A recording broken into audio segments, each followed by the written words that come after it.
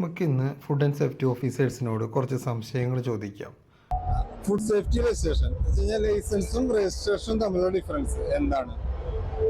Registration എന്ന് പറഞ്ഞിട്ടുണ്ടെങ്കിൽ നമ്മുടെ ആനുവൽ റിന്യൂവൽ ആണെന്നുണ്ടെങ്കിൽ നമുക്ക് രജിസ്ട്രേഷൻ എടുത്താൽ മതി. നമുക്ക് ഇനി ലൈസൻസ് ഇപ്പോ ഏത് കാറ്റഗറി ഉള്ളവർക്കാണ് ലൈസൻസ് അപ്ലൈ ചെയ്യാൻ പറ്റുക? ഇപ്പൊ എങ്ങനെയാണ് അവർ അസസ് ചെയ്യുക ലൈസൻസ് എന്നുള്ളത്? ലൈസൻസ് നമുക്ക് ഇനി ലൈസൻസ് ഒരു 12 ലക്ഷത്തിന് മുകളിൽ ലൈസൻസ് എടുക്കണം. സ്റ്റേറ്റ് ലൈസൻസ് എടുക്കണം. ഇപ്പൊ ഒരു പ്രോബ്ലം എന്താണെന്ന് വെച്ച് കഴിഞ്ഞാല് നമ്മളിവിടെ ലൈസൻസ് എടുക്കണം. സൂപ്പർ മാർക്കറ്റുകൾ അതുപോലെ തന്നെ ചെറുകിട കച്ചവടം പലചരക്ക് കച്ചവടക്കാരും ഉണ്ടാവും.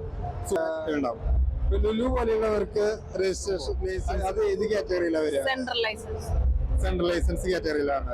അത് ആനുവൽ ടേൺ ഓവർ 20 കോടിക്ക് മേലെ എടുക്കേണ്ടത്. 20 കോടിക്ക് ആനുവൽ റിട്ടേൺ 20 കോടിക്ക് മുകളിലായിരിക്കും ലൈസൻസ് എടുക്കണം. സാധാരണ ആളുകളാവുമ്പോ ഒരു ചെറിയ സൂപ്പർ മാർക്കറ്റ് ആയിട്ട് നടത്തുന്നവർക്ക് സ്റ്റേറ്റ് ലൈസൻസ് വരെ ഒരു ദിവസത്തേക്ക് ആനുവൽ ടേൺ ഓവർ ആണ് കണക്കാക്കുന്നത്. ആനുവൽ ടേൺ ഓവർ അപ്പൊ മന്ത്ലി വെച്ച് നോക്കുമ്പോ ഡിഫറൻസ് ആയിരിക്കും വരിക. മിനിമം 3000 രൂപയ്ക്ക് മുകളില് ഉള്ളവർക്ക് ലൈസൻസ്. അപ്പൊ 5000 രൂപ ഒരു ഡേ കച്ചവടം ഉണ്ടെങ്കിൽ, ഒരു ദിവസത്തെ കച്ചവടം 5000 രൂപയുടെ കച്ചവടം ഉണ്ടെങ്കിൽ ഉള്ളവർക്ക് അത് ലൈസൻസിലേക്ക് ആയിരിക്കും വരിക. ഓക്കെ, ഇനി നമുക്ക് വരുന്നത് സ്റ്റേറ്റ് ലൈസൻസ് ഉണ്ട്. രജിസ്ട്രേഷൻ ആകുമ്പോൾ 100 രൂപയാണ്. ഇതൊക്കെ ഒരു വർഷത്തേക്കുള്ളതാണ്. ഒരു വർഷത്തേക്ക് എടുക്കുന്നവരുണ്ട്, 5 വർഷത്തേക്ക് എടുക്കുന്നവരുണ്ട്. 5,000 വരെ മാക്സിമം എടുക്കാം. ഡേറ്റിന് മുമ്പ് പുതുക്കുക. അത് എത്ര ദിവസം മുന്നേ പുതുക്കേണ്ടത്?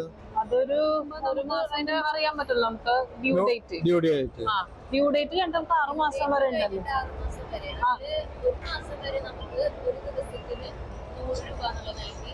ഫൈൻ ഒരു ദിവസം വരെ ഒരു ദിവസത്തേക്ക്